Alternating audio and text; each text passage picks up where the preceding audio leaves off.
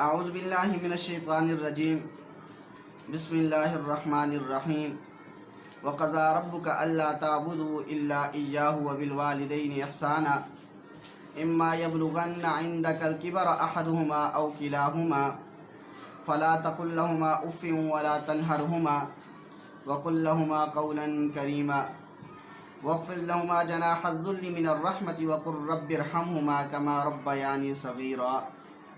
ترجمہ: اور تمہارے رب نے یہ حکم دیا ہے کہ اس کے علاوہ کسی کی عبادت نہ کرو۔ وبالوالدین احسانا، اور والدین کے ساتھ اچھا سلوک کرو۔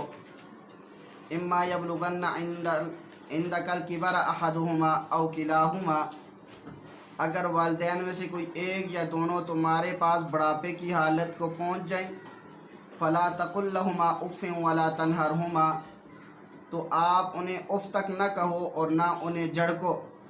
وقل لہما قولا کریما، بلکہ ان کے ساتھ ادب سے بات کیا کرو۔ واخفض لہما جناح الذل من الرحمۃ وقل رب ارحمہما کما ربیانی صغیرا، اور ان کے سامنے شفقت سے انکساری کے ساتھ جھکے رہو اور دعا کیا کرو کہ ہے پروردگار ان دونوں پر رحمت فرما جس طرح انہوں نے مجھے بچپن میں پالا ہے۔ اب دیکھیے، اس آیت کے اندر اللہ تعالیٰ نے حکم دیا ہے کہ انسان اپنے والدین کے ساتھ حسن سلوک کرے۔ تو اس وجہ سے فرمایا کہ اگر والدین کسی چیز کا بول دیں تو اف تک نہ کہیں اور نہ ہی ان کو جھڑکیں، یہ نہیں کہ غصہ کرنا شروع کر دیں۔ تو اس وجہ سے ان چیزوں کا بڑا خیال رکھنا چاہیے۔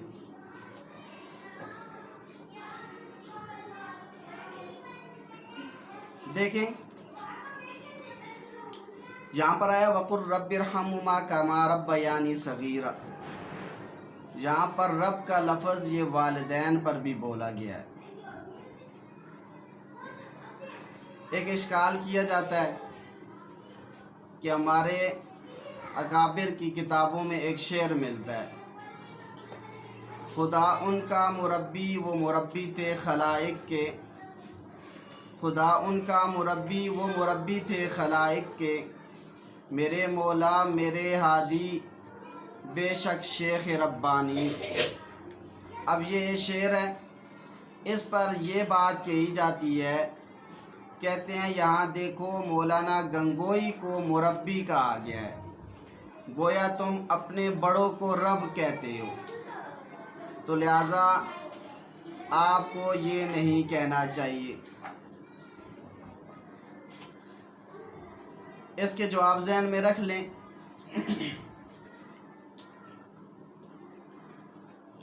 ایک جواب ہوتا ہے تحقیقی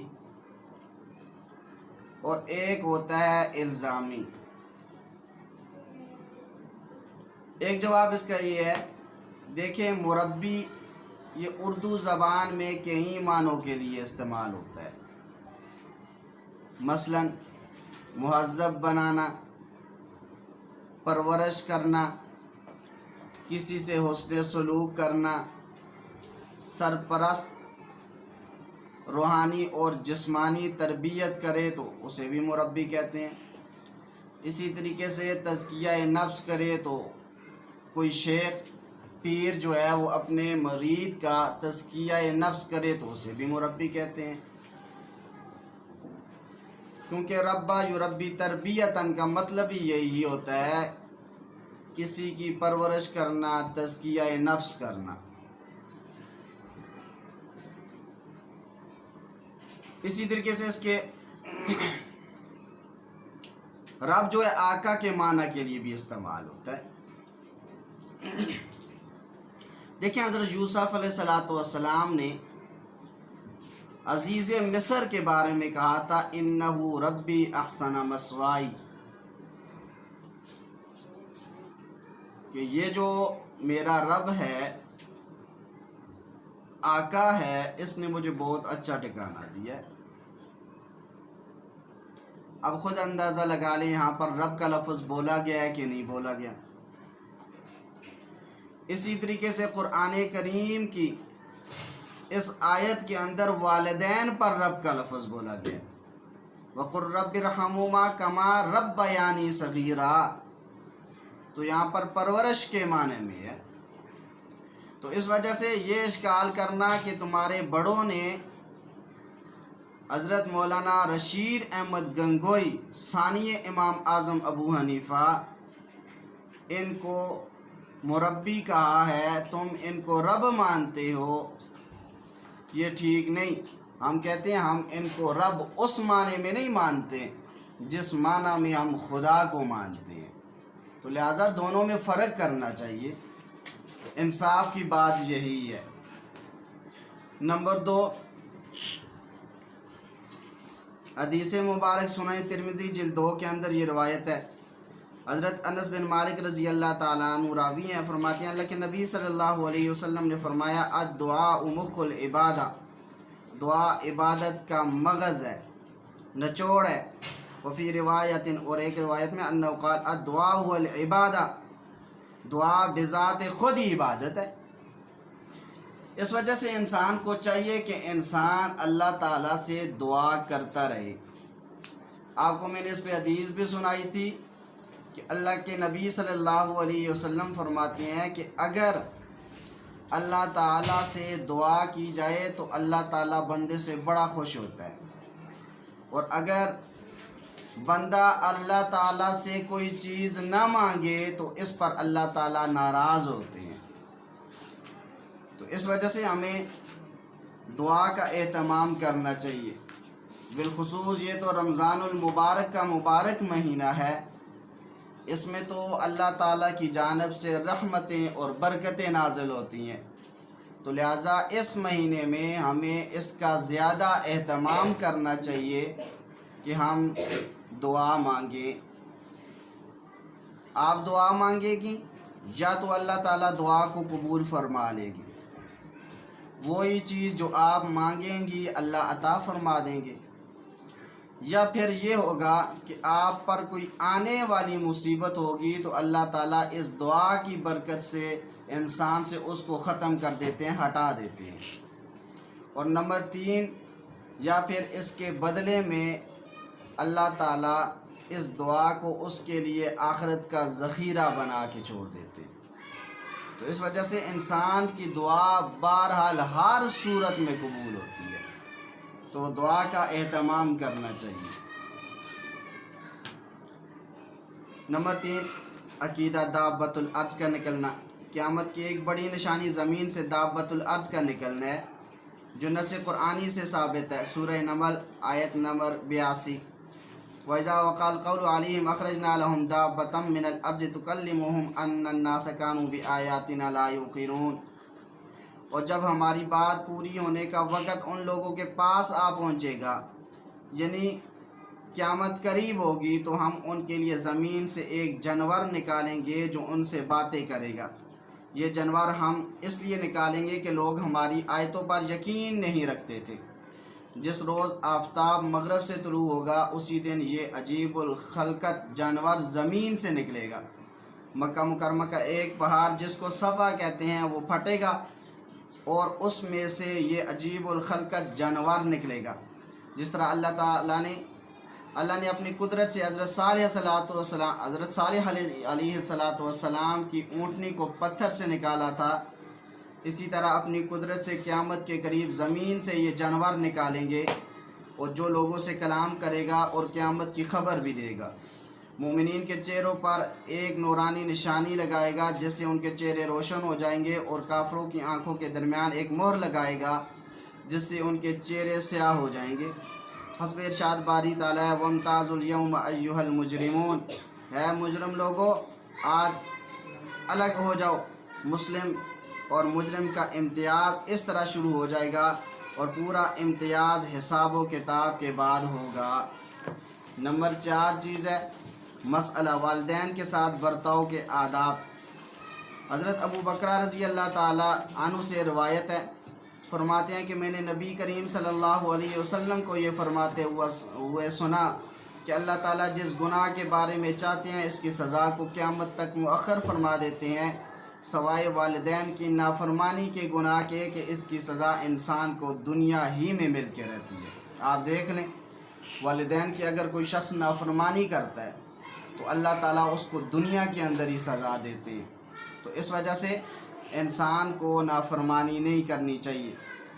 آپ نے بھی یہ وقت دیکھا ہوگا اور ہم نے بھی ایسا سنا بھی ہے اور پڑھا بھی بہت ہے، جو شخص والدین کی نافرمانی کرتا ہے تو جب اس کی اولاد آتی ہے تو وہ اس کی نافرمانی کرتی ہے۔ تو اس وجہ سے یہ جو بدلے ہیں یہ دنیا کے اندر ہی ختم ہوتے ہیں۔ خود اندازہ لگا لیجئے، مستدرک علی الصحیحین للحاکم، یہ مستدرک علی الصحیحین یہ امام حاکم کی کتاب ہے، جو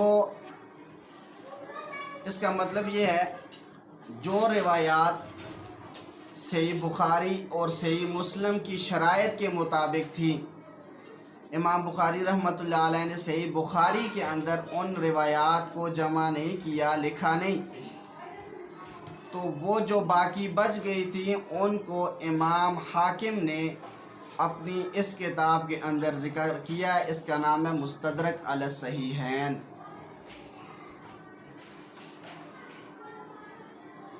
آداب: نمبر 1، والدین کی دل و جان سے اطاعت کرنا، اگرچہ وہ زیادتی بھی کرتے ہوں، اور ان کے عظیم احسانات کو پیش نظر رکھ کر ان کے وہ مطالبے بھی خوشی خوشی سے پورے کرنا جو آپ کے ذوق اور مزاج پر گراں ہوں، بشرطے کہ وہ دین کے خلاف نہ ہوں۔ یہ قید ذہن میں رکھیں، وہ دین کے خلاف نہ ہوں۔ نمبر 2، جو کام شرعاً واجب ہو اور والدین ان سے منع کریں تو ان کی اطاعت جائز نہیں، مثلاً فرض علم کے لیے یا فرض حج کے لیے والدین نہ جانے دیں تو ان کی اطاعت جائز نہیں، البتہ اگر والدین کی خدمت کے لیے کوئی نہ ہو تو حج کو مؤخر کرنے کی آپ کے لیے گنجائش ہے۔ نمبر 3، جو کام شرعاً ناجائز ہو اور ماں باپ ان کے کرنے کا حکم دیں تو بھی ان کی اطاعت جائز نہیں، مثلاً ناجائز ملازمت اختیار کرنے کا حکم دیں۔ نمبر 4، والدین کے ساتھ عاجزی اور انکساری سے پیش آنا۔ نمبر 5، والدین کے رشتہ داروں کے ساتھ برابر نیکی کا سلوک کرتے رہنا۔